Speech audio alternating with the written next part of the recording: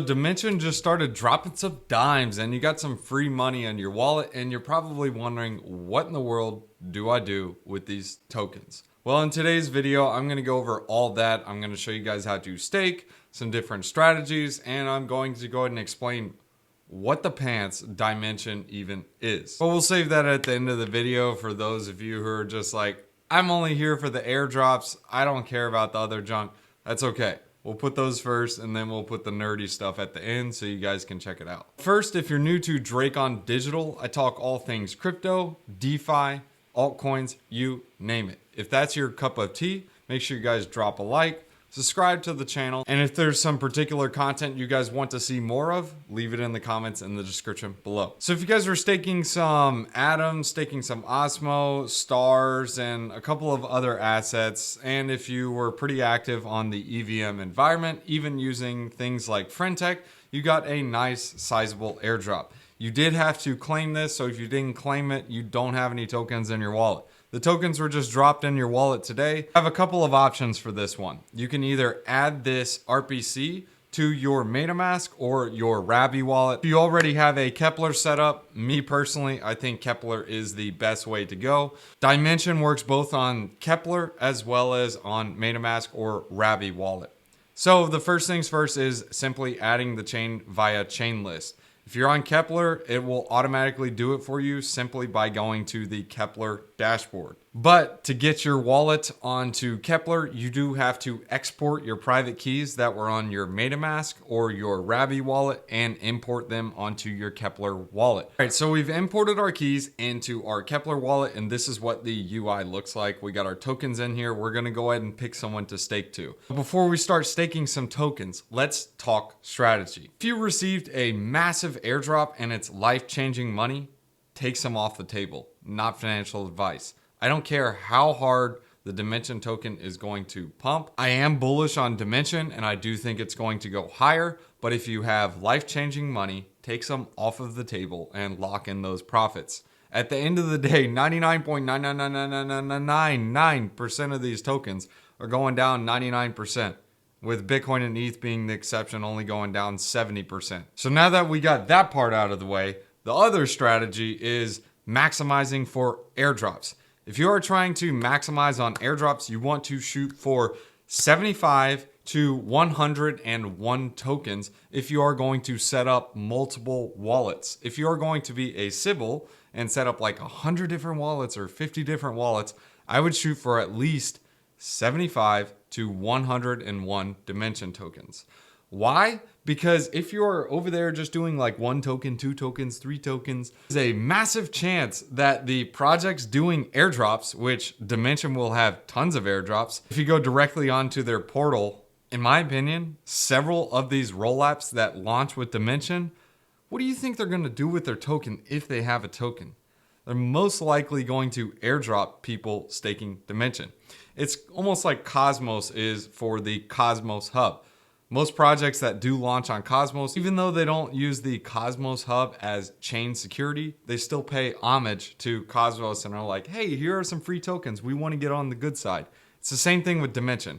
Dimension has a massive community because they've now captured the community over on Ethereum, as well as the Cosmos ecosystem and Celestia. So now it's almost like a free marketing campaign when you airdrop to these people. But these projects will likely try to get rid of the Sybil accounts because people are going to be doing this. So I would shoot for 75 to 101. And I get it. At current prices, let's just call it $5 a token. That's going to set you back like $400 or $500. But if you got the airdrop, it doesn't really set you back anything. At that point in time, it's just opportunity costs. Now, if you got a larger airdrop or you want to target larger airdrop exposure and not be super greedy, you want to go for something that's like 150 to 201 Dimension tokens staked. The reason why I'm not telling you to throw your whole stack at one wallet, regardless of if it's going to be target at a larger size or with a Sybil size, is because these projects are going to target in between a range. They aren't just like, hey, you stake 1 token, you get 1 of these tokens. Some projects will do that, but they usually cap it. And the reason for that is because the massive whales that have loads of money, they don't just want to airdrop all of the tokens to them.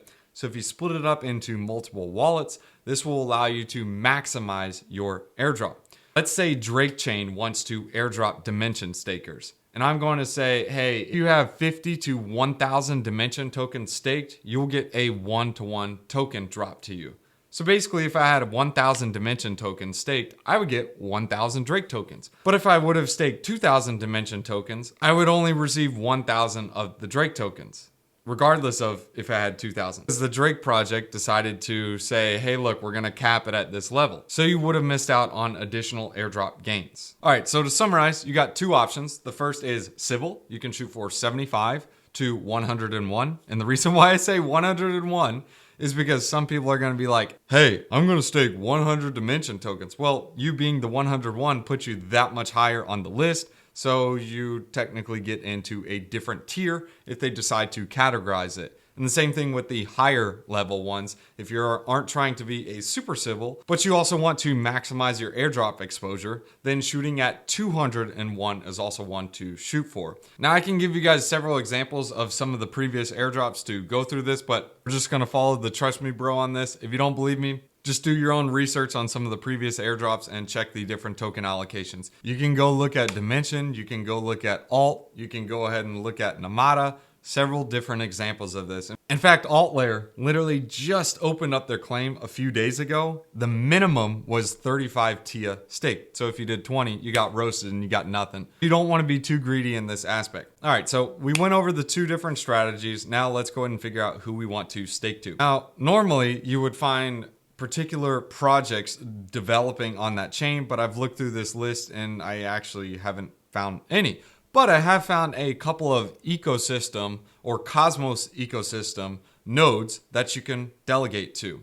Now, it's not likely that they will airdrop a token, but hey, you're supporting the Cosmos ecosystem. An example is Whisper Node, you have AutoStake, you have Stake Lab, you have Beware Labs, you have Cosmos Pug. Cosmos Pug is actually a website where you can actually claim a couple of different airdrops. So if they do end up airdropping a token to anyone who's delegating to their node, they may even airdrop you just for delegating to them. You have Kepler, you have Cosmos Station. This is actually a Cosmos wallet for the Cosmos ecosystem. You have Bro and Bro. This is basically a stats page for the Cosmos ecosystem. You have Friends Validator. This is kind of like a DAO in the Cosmos ecosystem. You have Staken, you have Swiss Staken, you have Lavender 5, you have Imperator. These are different Cosmos ecosystem validators. But there is one important thing you want to make sure you don't do when you are delegating to someone. Stay out of the top 20. That is the biggest thing you want to keep in mind, just in order to keep the network decentralized, one. And two, if someone is airdropping and their ethos is decentralization, they may be like, hey, we are going to exclude everyone that's in the top 20, which would kind of roast your airdrop. So your best thing to do is kind of just scroll down, look for someone who owns about 0.2% or less than 1%. I guess that's a better way to say it. I like Cosmos Station mainly because they have a cool wallet and I want to support them. So I'm going to go ahead and delegate some of my tokens here. Understand there is a 21-day lockup period, but that's just normal for the Cosmos ecosystem. I have 101, but I'm gonna do 100.9 just so I can get above that 100 threshold and I still have some gas in my wallet. The network is a little bit congested right now, so it may or may not confirm pretty quick, but it's probably going to be like 20 minutes for it to confirm. You can up the gas or just be cheap like me and just be like, yeah, approve, and just it'll go through. Now, one other part of the strategy is making sure to keep some of these tokens liquid. Do not, I repeat, do not stake your whole bag. If you're looking to get into the staking game, I would say shoot for staking around 25 to 45% of your bag, depending on how much conviction you have on something like this. The reason I say to keep some of these tokens liquid is because when this token rips, you are going to want to be able to sell some. Seriously. There are not going to be any token unlocks for over another year. So it'll be about 14 months for the first token unlock. Sure, you do have some staking yields, but this is basically a illiquid token. A lot of people are staking right now. Not a lot of supply is on the market, hence why you have price pumps that look something like this. Sure, it's a fresh token, it's a fresh chart, but it's going to see some extreme volatility, and being able to sell on the rip, you will thank yourself later. That's why it's always important to keep some of the bag liquid. Now, the second reason why I say to keep some of the bag liquid is to capitalize on opportunities that do arise. There are going to be projects that are building on Dymension, and especially some liquid stake projects. If you had all of your tokens staked for TIA, you would have missed out on being able to liquid stake some of your Stride tokens. If you had all your TIA tokens locked up, you would be unable to capitalize on some of the opportunities. An example of one of these is ST TIA with Stride. You can currently liquid stake on Stride and still get tons of benefits. The first is you're going to be getting some STRD airdrops. So if you're simply just holding ST TIA, which is the liquid stake version of TIA, you're going to be getting airdropped some STRD tokens. The second thing is you're still getting the TIA staking yield. So you're still getting that bonus there. The third, you're liquid. You aren't locked 21 days. You can go straight on osmosis, cash out, and get your tokens back. The fourth thing is that you're still capitalizing on the airdrops. Stride already mentioned that you will be getting airdrops to anyone that is airdropping to someone who is staking TIA. And it doesn't matter if it's directly through Kepler wallet or directly through your wallet that you're using, or if it's through Stride. So you still get all of those benefits and you get the airdrop. That's why it's important to keep liquid, to be able to capitalize on opportunities like this.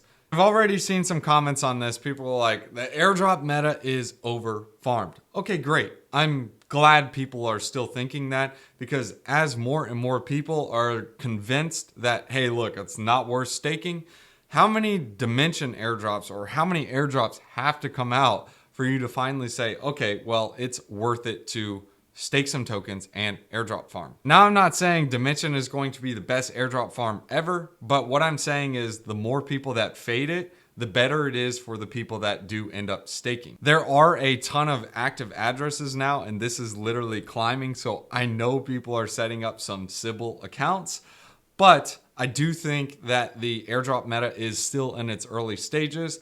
And the reason I believe that is retail hasn't really entered the crypto ecosystem yet. And I mean, on top of that, you're literally watching a video on how to stake or what to do with your Dymension tokens. If you have to watch a video, like 20-minute video, figuring out what to do with your tokens, it's still early.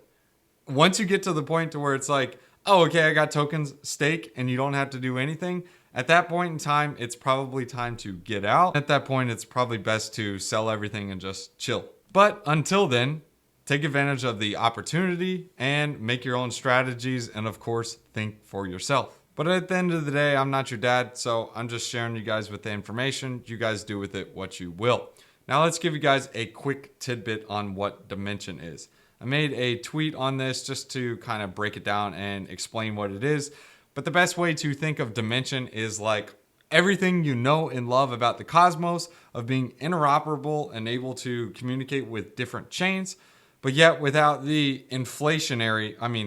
staking rewards for the particular chain. So chains can now focus on doing what they do best, which is creating a particular NFT project or a DeFi project or a particular protocol focusing on some particular niche in crypto, instead of figuring out, okay, we need to make a DEX, we need to make the UI, we need to figure out how in the world do we secure this chain. It's almost like osmosis without having to pump Osmo tokens to secure the chain for people staking Osmo.